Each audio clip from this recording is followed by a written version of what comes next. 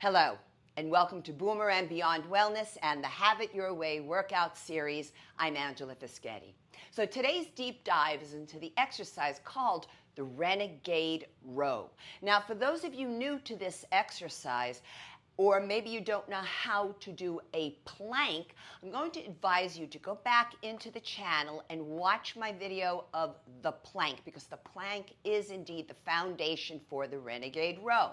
Now, the accessories we'll be using today, I should say, will be a sticky yoga mat. I'll also be using 5-pound wrist weights, and if you have any adjustable wrist weight, that's great. I'll be using a pair of weights, dumbbells, in this case 8-pound weights, and then I'm also going to demonstrate it a fourth way today with kettlebells. Today I'm using 10-pounders. Now, if you have any medical concern whatsoever, in particular chronic health issues, my advice is to please preview the videos before participating and look for what you can do. If you're not sure, then I would invite the medical healthcare practitioner who knows your body best to preview the video as well to help you make an informed decision.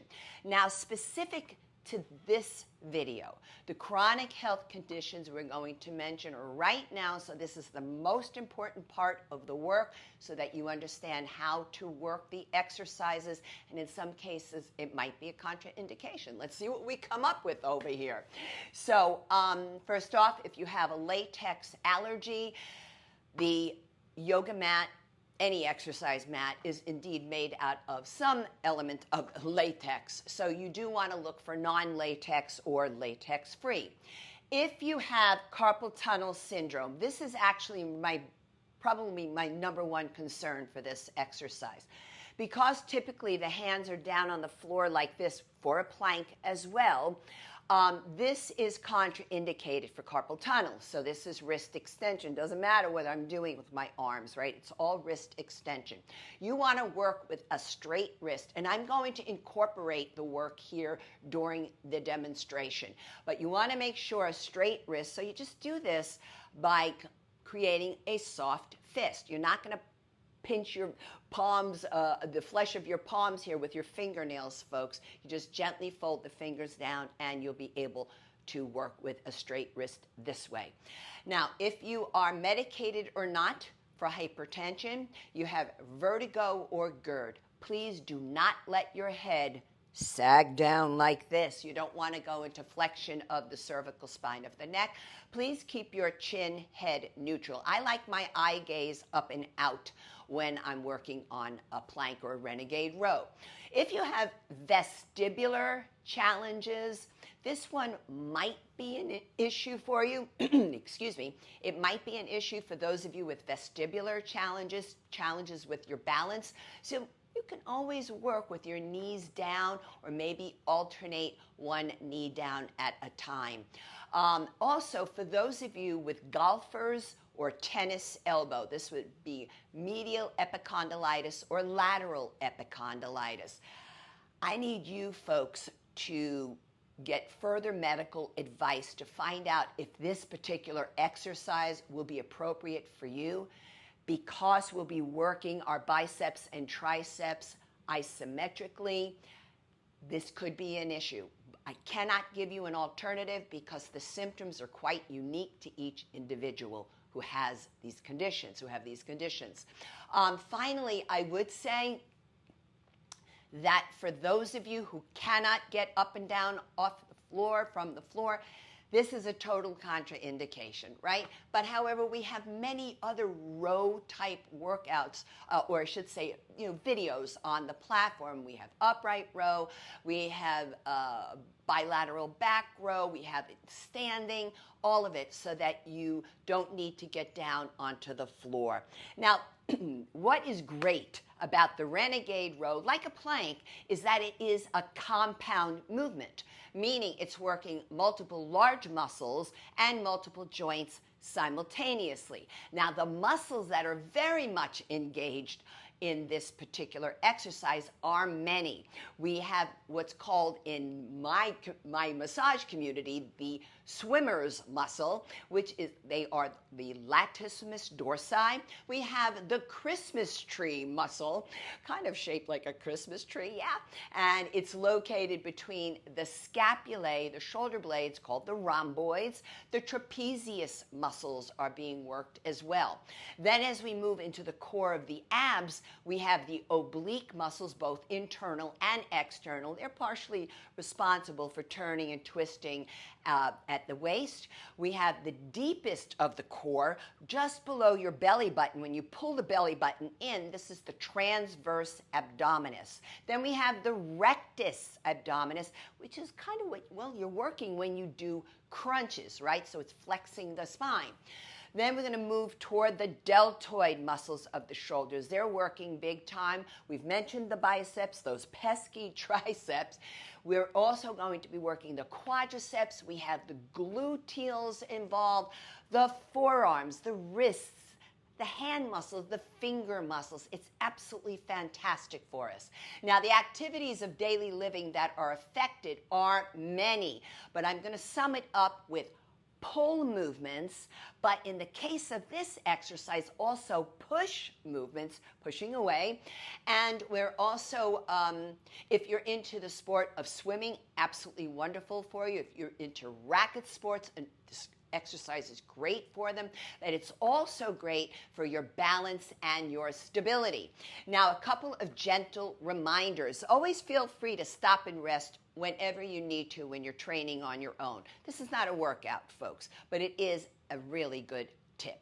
Also, if you want to make sure you keep yourselves properly hydrated with water, now maybe you've been medically advised for conditions like of the kidneys or the bladder, etc., to avoid drinking a lot of water, then you follow that medical advice. Now, on the channel, I want you to look for a warm-up and cool-down video that I have there for you, because I recorded this because it's important for those of us 55 years and above to warm up for a full 10 minutes before every workout.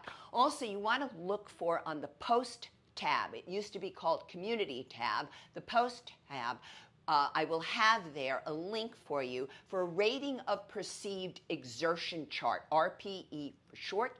This is a 0 through 10 subjective scale, which is could be a really excellent tool for those of you who maybe don't know how to take your training heart rate, maybe you're on certain medications like beta blockers, and maybe you even have a pacemaker.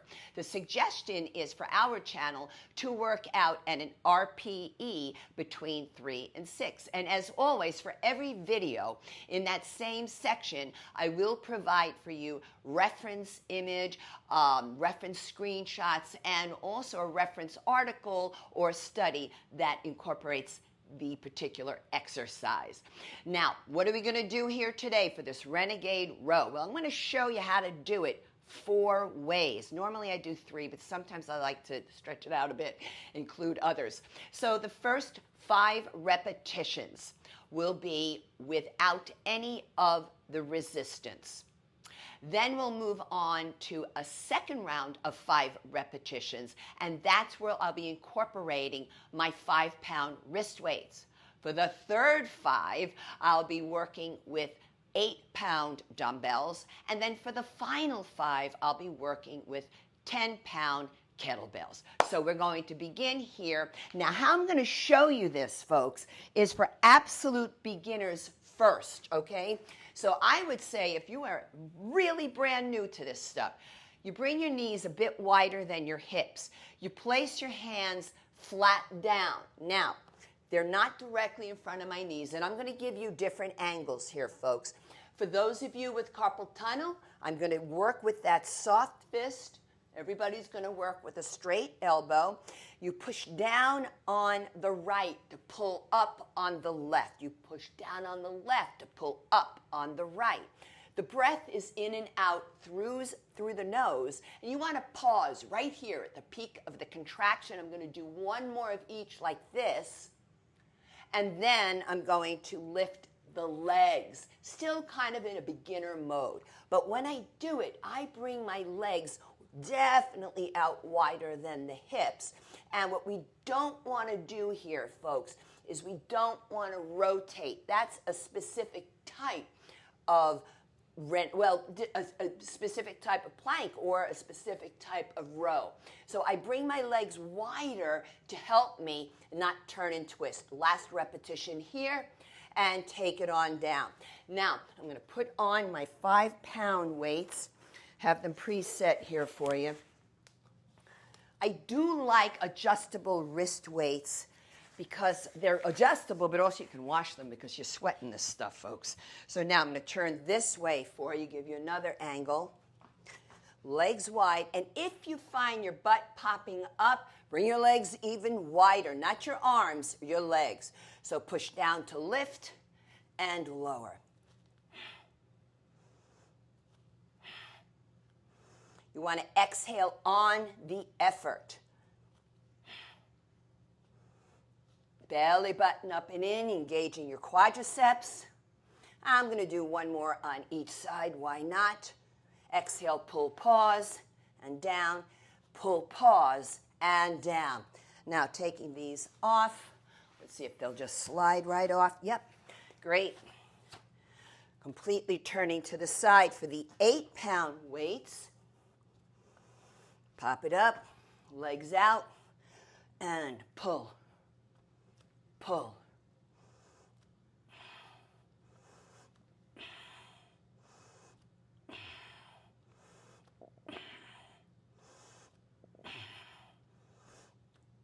One more each side. There might be a little shift from side to side, but you want to avoid that big turnout. And then finally, facing you here for the final approach. I love the higher the better. I love it.